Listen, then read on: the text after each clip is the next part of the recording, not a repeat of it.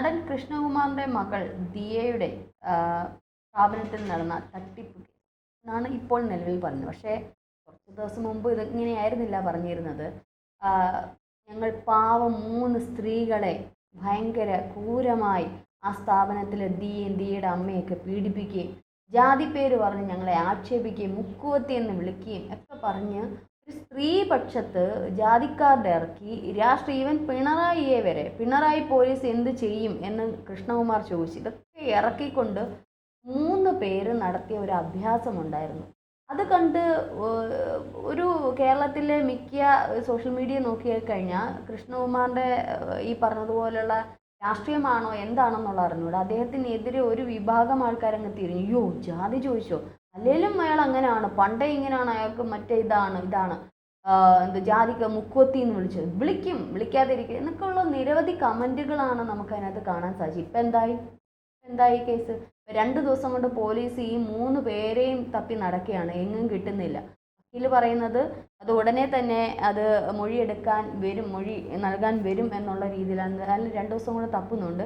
ഈ 2-3 ദിവസമായിട്ടാണ് പോലീസ് ഇത്രയും ഊർജ്ജസ്വലമായിട്ട് നിൽക്കുന്നത്. ആദ്യം കൃഷ്ണകുമാർ കൊടുത്ത പെറ്റീഷൻ അതിനൊരു ഇത് കൊടുക്കാതെ തന്നെ ഈ കൗണ്ടർ പെറ്റീഷൻ, അതായത് രണ്ടാമത് ഈ 3 സ്ഥാപനത്തിൽ ജീവനക്കാർ നൽകിയ ഈ പെറ്റീഷനിലാണ് കൂടുതൽ ഊർജം പോലീസ് ഉൾപ്പെടെയുള്ള മാധ്യമപ്രവർത്തകർ ഉൾപ്പെടെ കാണിച്ചതെന്ന് ഞാൻ പറയേണ്ടിയിരിക്കുന്നു. ആ ഒരു ഊർജം ഇപ്പോൾ ആർക്കും കാണാനില്ല. കാരണം ഇപ്പോൾ ഓരോ ദിവസവും അപ്ഡേറ്റഡ് ആയി. ഇന്നലെ വരെ 20 ലക്ഷമായിരുന്നു, ഇന്ന് 66 ലക്ഷം രൂപ തട്ടിപ്പ് നടത്തിയിട്ടുണ്ടെന്നാണ് അറിയാൻ പറഞ്ഞത്. അത് ഓൺലൈൻ ട്രാൻസാക്ഷൻ, അതായത് ഗൂഗിൾ പേ വഴിയും അല്ലാതെയും. അതായത് ഇനിയിപ്പോൾ ഓൺലൈൻ വഴി ഇവർ പലവിധ സാധനങ്ങൾ ഇത് ഡെലിവറി ചെയ്തിട്ടുണ്ട്, അതിൻ്റെ ഇതുവരെ കിട്ടിയിട്ടില്ല.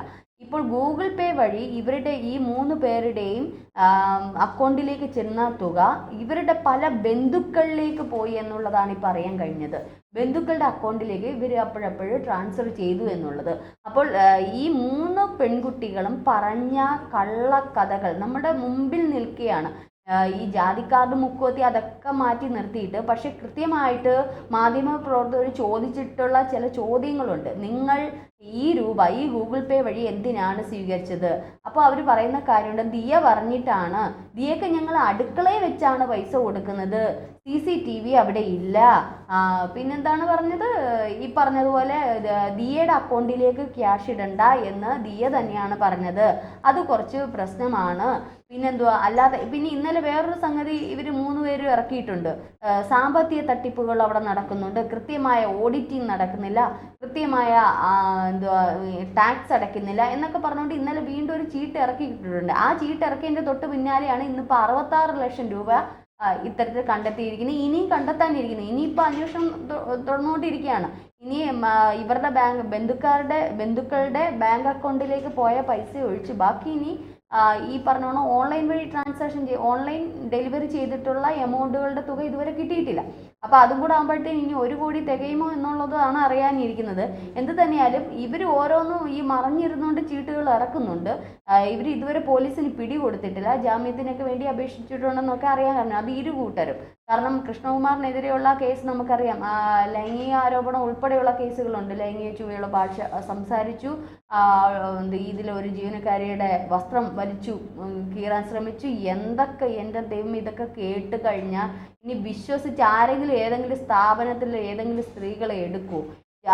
ഇത്തരത്തിൽ ആരെങ്കിലും ഇനി വിശ്വസിച്ചെടുക്കും? എന്തൊക്കെ ആരോപണങ്ങളാണ്, ഒരു നിയന്ത്രണമില്ലാതെ. സത്യം പറഞ്ഞാൽ ഇനി യഥാർത്ഥമായിട്ട് ഇത്തരത്തിൽ ഏതെങ്കിലും സ്ത്രീകൾ ഒരു ഈ പറഞ്ഞോണം എന്തെങ്കിലും ഉടമസ്ഥരിൽ നിന്ന് എന്തെങ്കിലും ഒരു തിക്താനുഭവങ്ങൾ ഉണ്ടാക്കി കഴിഞ്ഞാൽ ഇവരിതുപോലെ പറഞ്ഞു കഴിഞ്ഞാൽ ആരെങ്കിലും വിശ്വസിക്കുമോ? കാരണം ഇങ്ങനെയുള്ള കള്ളക്കഥകളും കെണികളും ഒക്കെ വരുമ്പോൾ ശരിക്കുമുള്ള നീതി കിട്ടേണ്ടുന്നവർക്ക് നീതി ലഭിക്കാതെ പോകുന്നു എന്നുള്ളതാണ് നമുക്കറിയാൻ കഴിയുന്നത്. കാരണം നീതി ലഭിക്കില്ല. അത് പലരും ഇപ്പം എനിക്ക് തന്നെ അറിയാവുന്ന പല സുഹൃത്തുക്കളും പറയുന്നുണ്ട്, ഈ പറഞ്ഞോണം കുടുംബ വഴക്കുമായി ബന്ധപ്പെട്ട് ഈ പോലീസ് സ്റ്റേഷനിലോ അല്ലെങ്കിൽ വുമൺ സെല്ലിലേക്കോ പോയി കഴിഞ്ഞാൽ അവർക്കൊരു ചില സമയത്തൊക്കെ ഒരു പുച്ഛഭാവം. കാരണം ഇത് നിരന്തരം ഇങ്ങനെ കേൾക്കുകയല്ലേ. അത് വെറുതെ ഈ സ്ത്രീകളുടെ സ്വഭാവം അങ്ങനെയാണ്. ആവശ്യമുള്ളതിന് ആവശ്യമില്ലാത്തതിനൊക്കെ കൊണ്ടുവന്ന് അങ്ങ് പരാതി കൊടുക്കും. ഇതിപ്പോൾ ജാതിക്കാരുടെ ഇറക്കി അങ്ങ് എന്തോ അങ്ങ് ഇപ്പം കേരളത്തിൽ അങ്ങ് തീ പടർത്താന്നൊക്കെ വിചാരിച്ച് 3 പേരും കൂടെ. പക്ഷെ ഒന്നും നടക്കില്ല. മലയാളികളൊക്കെ കുറച്ചൊക്കെ ബുദ്ധിയും ബോധമൊക്കെ ഉള്ളവരാണ്. അവരൊക്കെ ആദ്യമൊക്കെ ഒന്ന് ആലോചിച്ചും കണ്ടൊക്കെ മറുപടി പറയും. പിന്നെ ചിലവന്മാരുണ്ട് സോഷ്യൽ മീഡിയയിൽ ചിലർ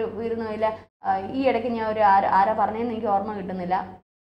ഈ പറഞ്ഞതുപോലെ പണ്ടൊക്കെ ബസ് സ്റ്റാൻഡിലൊക്കെ മൂത്രപ്പുരകളിലൊക്കെ അസഭ്യങ്ങൾ എഴുതി വെക്കുമായിരുന്നു. അതെല്ലാം കൂടെ ഇപ്പോൾ സോഷ്യൽ മീഡിയയിലാണ് വന്ന് മറിക്കുന്നത് എന്നുള്ളത് ഞാൻ ആരാ പറഞ്ഞതെന്ന് എനിക്ക് പെട്ടെന്ന് ഓർമ്മ കിട്ടുന്നില്ല.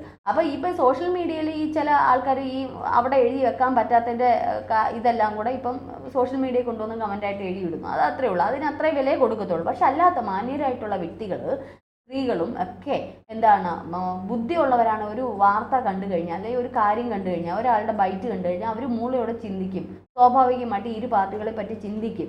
ചിന്തിച്ചതിന് ശേഷമേ അവർ ആരോപണം ഉയർത്തത്തുള്ളൂ. അപ്പോൾ ഇപ്പം കൃഷ്ണകുമാറിൻ്റെ ഭാഗത്ത് നിന്ന് ആദ്യം മുതലേ അവർക്ക് അനുകൂലമായിട്ട് തന്നെ നിലപാട്. കാരണം ഇവരുടെ ഒരു കഥ കേട്ടപ്പോഴാണ് കുറച്ച് ഈ ജാതി തളപ്പുള്ള കുറച്ച് പേര് അങ്ങോട്ടങ്ങ് പോയി അവർക്ക് അനുകൂലമായിട്ട് നിന്ന്. പക്ഷെ ഇപ്പോൾ ഓരോ ദിവസവും വരുന്ന അപ്ഡേഷൻ അനുസരിച്ച് നമുക്ക് കൃത്യമായിട്ട് അത് വെളിച്ചത്ത് വന്നുകൊണ്ടിരിക്കുകയാണ്. ഇപ്പോൾ ഇവരുടെ ഈ അക്കൗണ്ടിൽ വന്നിരിക്കുന്ന പൈസ എത്ര പലവിധ ബന്ധുക്കാരുടെ അക്കൗണ്ടിലേക്കാണ് പോയിരിക്കുക. അങ്ങനെയാണെങ്കിൽ അവരിലേക്ക് അന്വേഷണം എത്താൻ സാധ്യതയുണ്ട്. ഇതിൻ്റെ പിറകിലൊക്കെ ഒരു വ്യക്തിയോ അല്ലെങ്കിൽ ഇവർ 3 പേര് മാത്രമല്ല, ഇവരുടെ ഭർത്താക്കന്മാരുണ്ട്. അത് സ്വാഭാവികം. നമ്മൾ അതിൽ കണ്ടതാണ് ആ വീഡിയോ ക്ലിപ്പിലൊക്കെ. ഇതിൻ്റെ പുറകിൽ നിൽക്കുന്ന കുറച്ച് ബന്ധുക്കളുണ്ട്. അപ്പോൾ റിലേറ്റീവ്സ് ആരൊക്കെയാണ് ഇവർക്ക് സപ്പോർട്ടായിട്ട് നിന്ന് അവരെയും തൂക്കാൻ സാധ്യതയുണ്ട്. അങ്ങനെയാണെങ്കിൽ മൊത്തത്തിൽ കുടുംബം മൊത്തത്തിൽ തൂങ്ങാൻ സാധ്യതയുണ്ട്. ഇത് ചെറിയ എമൗണ്ട് ഒന്നുമല്ല. 66 ലക്ഷം രൂപയാണ് നിലവിൽ കണ്ടെത്തിയിരിക്കുന്നത്. ഇനി ഇത് കണ്ടെത്താത്ത എത്ര? എന്തായാലും ഒരു വർഷം സുഖിച്ച് സുഭിക്ഷമായിട്ട് ജീവിച്ചു എന്ന് തന്നെ പറയാം. ഇതിനിടയ്ക്ക് ഒരു ഗൾഫുകാരൻ്റെ ഭാര്യ പറയുന്നത് കേട്ടു, എൻ്റെ ഭർത്താവ് 1 ലക്ഷം 1.5 ലക്ഷം രൂപയൊക്കെ അയച്ചിരുന്നു.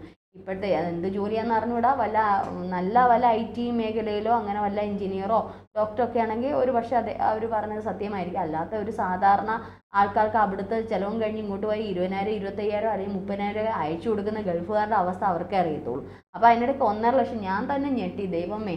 കാരണം എനിക്കും അറിയാം, ഞാനും ഗൾഫിലൊക്കെ പോയിട്ടുള്ളതുകൊണ്ട് നമുക്കറിയാം അവിടുത്തെ ഓരോരുത്തരുടെ അവസ്ഥ. നമുക്ക് സുഹൃത്തുക്കളുണ്ട്. അപ്പം അത് അപ്പോഴേ എനിക്ക് മനസ്സിലാവും അവിടെ എന്തോ ഉണ്ട്. കാരണം ഇവർക്ക് ഈ കള്ളത്തരങ്ങൾ ഈ ബാങ്കൊക്കെ പരിശോധിച്ച് കഴിഞ്ഞാൽ കള്ളം വെളിച്ചത്താവുമല്ലോ. അപ്പം ഈ ട്രാൻസാക്ഷൻ എമൗണ്ട് എങ്ങനെ വന്നു, എന്ത് ചെയ്യുന്നു എന്നും പുറകെ നിന്ന വക്കീലോ ആരോ ഉപദേശിച്ചു കൊടുത്തതിൻ്റെ ഫലമായിട്ടാണ് വന്ന് ഛർദ്ദിച്ചത്. എന്തായാലും അതെല്ലാം വെളിച്ചത്തായി. പിന്നെ മാത്രമല്ല ഇവർ തന്നെ പറയുന്നു അത് ക്യാഷായിട്ട് കൊടുത്തു എന്നുള്ളത്. അതിന് ദിയ കൗണ്ടർ ഇത് പറയുന്നുണ്ട്. എന്തുകൊണ്ടാണ് ഈ ക്യാഷായിട്ട് നിങ്ങൾ എനിക്ക് എടുത്ത് തന്നു എന്ന് പറഞ്ഞാൽ ഒന്നി തൊട്ടടുത്തുള്ള ATM അല്ലെങ്കിൽ ചുറ്റുപാടുള്ള ഏതെങ്കിലും ATM ഡെയിലി എടുത്ത് തന്നതിൻ്റെ തെളിവ് വേണമല്ലോ. അത് അവരുടെ കയ്യിലില്ല. ഇനി പോട്ടെ, ഇനി ആഴ്ചയിൽ ഒരു ദിവസം ഒരുമിച്ചാണ് എടുത്തു കൊടുത്തതെങ്കിൽ അത് കാണിക്കട്ടെ. ATM നിന്ന് ഒരുമിച്ച് വിട്ടുപോയി അതില്ല. പക്ഷെ ഇപ്പോൾ ഇവരുടെ പാസ്ബുക്കും ബാക്കിയുള്ളതും അല്ലെങ്കിൽ ഇവരുടെ അക്കൗണ്ടും ഒക്കെ പരിശോധിച്ചപ്പോൾ ഇത് അത്രയും ബന്ധുക്കാരുടെ റിലേറ്റീവ്സിൻ്റെ അക്കൗണ്ടുകളിലേക്കാണ് ഈ ക്യാഷുകൾ അത്രയും പോയിരിക്കുന്നത്. അപ്പോൾ അവരുടെയൊക്കെ ബിനാമിയായിട്ട് മാറിയിരിക്കുകയാണ്. എന്തായാലും ഇനി ഉടനെ പോലീസ് പൊക്കുകയൊക്കെ ചെയ്യും. പൊക്കുമ്പോൾ കൂടുതൽ വിവരങ്ങൾ അറിയാൻ പറ്റും. ഇനി ഈ QR കോഡ് വഴി 66 ലക്ഷം രൂപയാണ് ഈ ജീവനക്കാരികളുടെ അക്കൗണ്ടിൽ എത്തിയിട്ടുണ്ടെന്നുള്ളത് ഇപ്പോൾ പോലീസ് മനസ്സിലാക്കിയത്. മാത്രമല്ല ഓൺലൈൻ ബിസിനസ് ഉണ്ടായിരുന്നതിൽ കൂടുതൽ പരിശോധന വേണമെന്നാണ് ഇപ്പോൾ പോലീസ് വ്യക്തമാക്കുന്നത്. എന്തായാലും പോലീസ് ഇപ്പോൾ കാര്യമായിട്ട് ഊർജിതമായി. ആദ്യത്തെ ദിവസം പോലീസ് കുറച്ച് നെഗറ്റീവായിട്ട് കൃഷ്ണകുമാറിനോട് ഇടപെടുകയൊക്കെ ചെയ്തെങ്കിലും പക്ഷെ ഇപ്പോൾ അവർക്ക് അനുകൂലമായിട്ട് തന്നെ നല്ല രീതിയിൽ തന്നെ പോലീസ് അന്വേഷണം നടത്തുന്നുണ്ട്. അതേസമയം നടൻ കൃഷ്ണകുമാറും മകൾ ദിയയും ബലം പ്രയോഗിച്ച് തട്ടിക്കൊണ്ടുപോയെന്നുള്ള ഇവരുടെ വാദം, ജീവനക്കാരികളുടെ വാദം ശരിയല്ലെന്ന് കാണിക്കുന്ന CCTV ദൃശ്യങ്ങളും പുറത്തു വന്നത്. എന്തോ തട്ടിക്കൊണ്ടുപോയി അങ്ങനെ കൊണ്ടുവന്ന് കെട്ടിയിട്ടു, ഞങ്ങളെ അധിക്ഷേപിച്ചു, കൃഷ്ണകുമാർ ലൈംഗിക ചുവയുള്ള ഭാഷ സംസാരിച്ചു. എന്തായിരുന്നു പുകിൽ. ഇപ്പോൾ CCTV വന്നപ്പോൾ 3 എണ്ണം കൂടെ കാറിൻ്റെ ബാക്കിൽ കയറി പോകുന്നത്. അവിടെ ഇനി അവരുടെ വീട്ടിൽ ഭാഗ്യത്തിന് അവർ ആ ഫോൺ എടുത്ത് വെച്ച് റെക്കോർഡ് ചെയ്ത് എന്ത് ഭാഗ്യമായിപ്പോയി. അല്ലെ അവിടെ പീഡിപ്പിച്ചെന്നും കൂടി പറഞ്ഞേനെ. അവിടെ കൊണ്ടുപോയിട്ട് ഇത് ചെയ്തെന്നും കൂടി പറഞ്ഞേനെ. എന്തായാലും അതിൻ്റെ ഈ പറഞ്ഞോണം മൊബൈൽ വീഡിയോ ദൃശ്യങ്ങളൊക്കെ ഇടാൻ അതിനകത്തൊക്കെ എന്ത് പാവത്തെ പോലാണ് 3 പേരും കൂടി സംസാരിക്കുന്നത്. അയ്യോ ഞങ്ങൾ തരാമേ എന്നുള്ള രീതിയിലായിരുന്നു. പിന്നെന്തുവായിരുന്നു, അതേപോലെ തന്നെ പരാതി ദിയയുടെ ഫ്ലാറ്റിലെ CCTV ദൃശ്യങ്ങളും ഇപ്പോൾ പോലീസ് പരിശോധിച്ചുകൊണ്ടിരിക്കുകയാണ്. എന്തായാലും ജീവനക്കാരികളെ ബലം കയറ്റുന്നതായിട്ടൊന്നും ദൃശ്യങ്ങളൊന്നും അതിനകത്ത് കണ്ടിട്ടില്ല. ഒരു ജീവനക്കാരി സ്വന്തം സ്കൂട്ടറിലാണ് കാറിന് പിന്നാലെ പോയതും CCTVക്കകത്ത് അതിനകത്ത് കണ്ടിട്ടുണ്ട്. കാറിൻ്റെ പിന്നാലെ വെച്ച് പിടിക്കുകയാണ്. അങ്ങോട്ട് ചെന്ന് കയറി കൊടുത്തതാണ്. സാമ്പത്തിക കാര്യങ്ങളെക്കുറിച്ചുള്ള ചർച്ച ബഹളത്തിലേക്ക് നീങ്ങിയപ്പോൾ അസോസിയേഷൻ പ്രതിനിധികൾ അന്ന് ഇടപെട്ടിരുന്നു. അപ്പോൾ അവരും സാക്ഷികളായിട്ടുണ്ട്. പിന്നാലെയാണ് കൃഷ്ണകുമാറിനും കുടുംബത്തിനും ഒപ്പം 3 ജീവനക്കാരികൾ കാറിൽ കയറുന്നു. അവർ മറ്റൊരു സ്ഥലത്തേക്ക് പോകുന്നതും ഈ ദൃശ്യങ്ങളാണ് ഉള്ളത്. ആദ്യം ഫ്ലാറ്റിലായിരുന്നു ഇത്തരത്തിലുള്ള ഈ ഒരു മീറ്റിംഗ് സംഘടിപ്പിച്ച. അവിടെ ചെറിയ കശാപശ ഉണ്ടാകുന്നതിന് പുറകെയാണ് ഇവിടെ ഇനി സംസാരിക്കാൻ പറ്റില്ലെന്ന് ഫ്ലാറ്റിലെ അധികാരികൾ വന്ന് പറയുകയും പിന്നീട് അവർ കൃഷ്ണകുമാറിൻ്റെ ഓഫീസിലേക്ക് പോവുകയും ചെയ്തു. പക്ഷേ അവിടെ CCTV ഇല്ല. പക്ഷേ അവിടെ ഇവർ വീഡിയോ എടുത്ത ദൃശ്യങ്ങളെല്ലാം പുറത്ത് വിട്ടിട്ടുണ്ട്. നമുക്ക് കൃഷ്ണകുമാറിനെ പറ്റി പൊതുവെ നമ്മൾ ആ ഒരു കാര്യത്തിൽ ഇദ്ദേഹത്തിൻ്റെ നമുക്ക് എന്തും ആരോപിക്കാം, ഇതുമായിട്ട് ബന്ധപ്പെട്ട് എന്ത് കാര്യം ആരോപിക്കാം. പക്ഷേ ലൈംഗികപരമായിട്ടുള്ള ഇവയുള്ള ഭാഷ സംസാരിച്ചു, വസ്ത്രം ധരിച്ചു, അദ്ദേഹത്തിൻ്റെ ഒരു സിനിമ സീരിയൽ ജീവിതത്തിൽ അത്തരത്തിലുള്ള ആരോപണങ്ങളൊന്നും വന്ന് രാഷ്ട്രീയപരമായിട്ട് നമുക്ക് വിമർശിക്കാം, അദ്ദേഹത്തിൻ്റെ രാഷ്ട്രീയത്തോടുള്ള നിലപാടുകളെക്കുറിച്ച് നമുക്ക് വിമർശിക്കാം. പക്ഷേ പേഴ്സണൽ ലൈഫ് അദ്ദേഹം ഇത്തരം പെൺകുട്ടികളുടെ അച്ഛനാണ്. അത് അദ്ദേഹം എപ്പോഴും അഭിമാനത്തോടെ പറയുന്ന ഒരു വ്യക്തിയാണ്. ഒരു ഇത്രയും വളർത്തി വലുതാക്കിയ ആ പെൺകുട്ടികളുടെ അച്ഛൻ എന്താണ് എന്നുള്ളത് നമുക്ക് തന്നെ ലോജിക്കായിട്ട് ചിന്തിക്കുമ്പോൾ തന്നെ മനസ്സിലാവും. ആ പെൺകുട്ടികളെ ബഹുമാനിക്കുകയും പരിപാലിക്കുകയും അല്ലെങ്കിൽ വളർത്തുകയും വലുതാക്കുകയും അവരൊരു നല്ല സുഹൃത്തായിട്ട് 4 പെൺതരികളുള്ളിടത്ത് ഒരാണേ ഉള്ളൂ ആ കുടുംബത്തിൽ. അപ്പോൾ അദ്ദേഹം എങ്ങനെയാണ് സ്ത്രീകളോട് പെരുമാറുന്നതെന്നുള്ളത് സാമാന്യ ബോധമുള്ളവർക്ക് മനസ്സിലാവും.